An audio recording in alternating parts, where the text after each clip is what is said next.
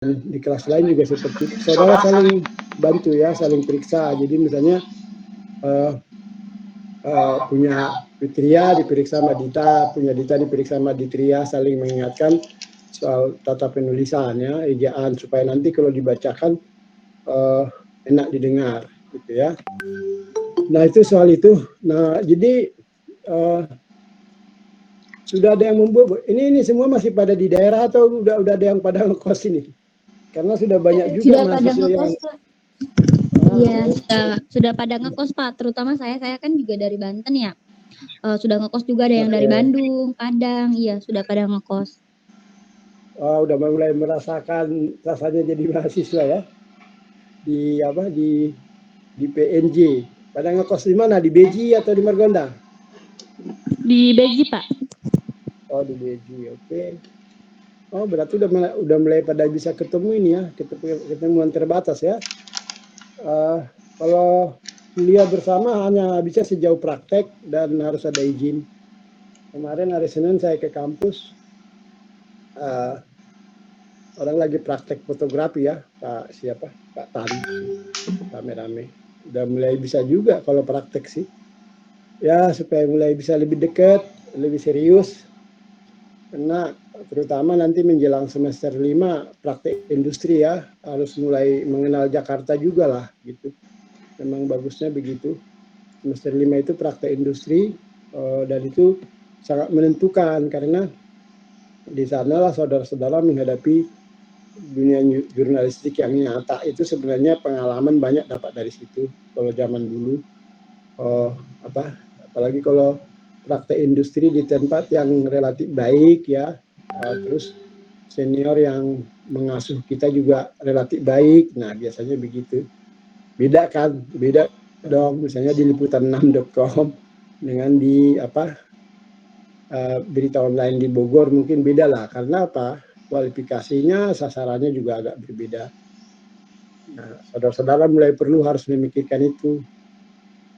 Oke baik, nah sekarang sudah gimana, sudah dapat itunya, sudah dapat ide-ide tajuk rencananya bagaimana? Kita hari ini ngecek itu dan saudara bikin ibaratnya konsultasi mengenai minggu depan sudah harus rapi, sudah harus bisa minggu depan materinya harus mestinya sudah selesai, tinggal perbaikan bahasa sudah bisa kita hubungkan ke mata kuliah komputer gratis gitu. Sudah ada yang membuat? Sudah ada yang punya usulan? Atau udah ada yang punya rencana? Gimana? Sudah membuat Pak, sudah membuat. Oke.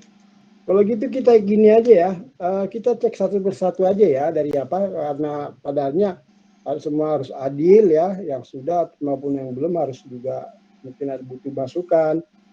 Kalau di berdasarkan absen aja, Sri Rahayu ada nggak? Ini udah berapa orang sih? Udah 21 orang, tinggal 3 orang lagi. Hadir Pak, itu yang ini. Kok penerbitan 2A sih namanya? Iya, email, pakai email kelas Pak, tadi Sri udah bilang. Oh, oke. Mau nulis tajuk rencana tentang apa rencananya? Tentang pertambangan Pak, yang pertambangan liar yang ada di Lingkar Nagreg Bandung. Kan di situ ada galian C, dan ternyata ditemukan bahwa di situ ada 5 pertambangan liar gitu. Dan itu masalah serius juga. Soalnya udah mulainya dari tahun 2016 deh. Kemudian merugikan masyarakat setempat, Pak. Selain itu kan merusak alam ya.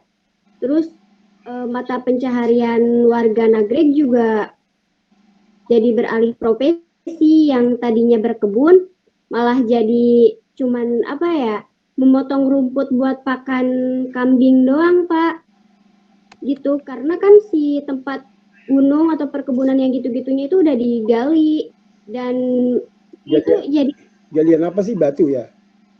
Iya, belum. Jadi Sri masih bingung ya sebenarnya yang ditambang itu apa, karena yang di sebelah ke arah rumah Sri itu pasir. Kemudian yang ke arah lebih maju lagi di situ ada hutan batu bata, Pak. Gitu. Gini ya, tajuk rencana itu bukan liputan ya. Jadi jadinya harus melihat dari pemberitaan yang ada di Jawa Barat ya. Kalau itu nggak jadi pemberitaan nggak ditajukkan juga. Jadi beda dengan liputan ya. Maaf, Pak. Kalau itu kan punya nilai berita. Punya nilai berita. Sudah jadi Pak. Udah ada beberapa media yang memberitakan seperti Media Indonesia, kemudian juga Pak Uu Rizalul yang wakil gubernur Jawa Barat mendatangi langsung lokasinya, ada sidak gitu. Oke. Nah kira-kira Sri mau lihat dari sudut mana, apa yang mau disampaikan, jenis fungsi tajuk rencana yang bagaimana, perizinan-kah atau menyoroti perizinan-kah atau menyoroti bahaya ramalannya kah? Ramalan itu bahayanya loh, karena Nagrek itu kan daerah longsor. Iya. Bentar-bentar. Yang kan Sri membuat tuh para tajuk rencananya, yang Sri muat di situ ada tentang perizinannya, ada juga tentang bahaya untuk masyarakatnya, Pak. Gitu. Oke, Kemudian bahayanya karena itu daerah longsor memang, daerah longsor. Ke bahaya. Saya kira gitu aja. Jadi Sri harus memilih mana yang lebih sudut pandang analisanya mana. Kalau datanya ada, karena daerah Nagrek itu berapa kali longsor misalnya gitu ya. Itu kalau tajuk rencana kan begitu. Orang di media itu punya datanya, jadi dia hanya menegaskan beberapa data, beberapa faktanya untuk mendukung nanti gagasan akhirnya gitu, kesimpulannya gitu ya. Apa yang mau ditekankan sebenarnya, bahwa misalnya bahwa Pemda Jawa Barat harus memperhatikan ini karena yaitu tadi banyak faktor-faktor itu, dan sudah ada kejadian-kejadian di Jawa Barat memang banyak longsor kan. Saya kira gitu ya. Jadi tajuk rencana itu kita mewakili pendapat media pada satu hari menyoroti berita tertentu. Tentu ada di sana ada fungsi yang dijelaskan itu, apakah dia menjelaskan berita, apakah dia memberikan peringatan-peringatan persoalan ke depan, apakah dia menegaskan satu hal yang seharusnya tidak boleh, entah peraturan, entah moral, entah persoalan lingkungan, saya kira gitu ya. Oke, baik, ininya ditulis saja, perhatikan bagaimana menulis tajuk tidak terlalu panjang, lihat alinea-alineanya juga tidak boleh panjang-panjang, supaya orang memahami, karena tajuk rencana kan persoalan-persoalan serius biasanya, jadi orang juga tidak boleh membacanya pusing gitu, tak capek gitu. Orang perlu memahami, itu intinya gitu ya. Oke, baik, siapa nomor 2 ya? Sahrani, Mas itu Sahrani atau siapa? Ada nggak Sahrani? Nomor absennya nomor 2. Saya pakai ambil dari absen aja. Biar nggak ini, biar urut. Nggak ada ya? Kita baru ada berapa orang sini? Ada 20 orang. 4 orang belum masuk. Oke, kita pending dulu. Nur Afifah ada? Ada ini Nur Afifah? Iya Pak, ada Pak. Iya. Ya Mbak, bikin tajuk apa? Saya mau buat tajuk tentang itu Pak. Sebentar.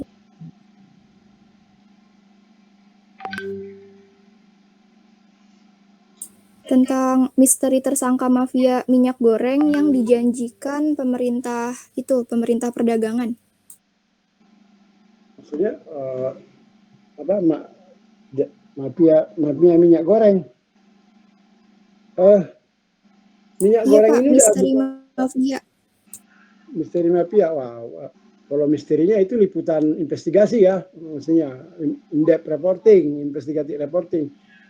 Tajuk rencana menegaskan hal-hal tertentu kalau memang sudah diketahui. Satu hal yang udah pasti, minyak goreng bukan lagi persoalan baru ya, kecuali kalau terungkap hal baru, ada sesuatu yang baru terungkap ya. Minyak goreng ini bukan persoalan minggu ini aja kan, udah berminggu-minggu lah gitu. Jadi harus jelas apa yang mau disoroti dari soal minyak goreng ini gitu ya. Contohnya begini, bahwa inilah ketergantungan, bahwa kita sebenarnya ketergantungan pada minyak goreng, pada CPO kelapa sawit, sebenarnya kita melupakan banyak hal sumber minyak goreng seperti minyak kelapa yang sudah ditinggalkan orang, misalnya seperti itu salah satu contoh misalnya. mengingatkan sesuatu tentang minyak goreng ini atau menyoroti sesuatu yang ada datanya atau faktanya ya. Jadi bukan apa, saya tidak tahu apa yang terungkap dari mafianya, namanya mafia kan tidak terbuka juga. Makanya saya tanya dari sudut apanya gitu. Jadi kalau kita sebuah media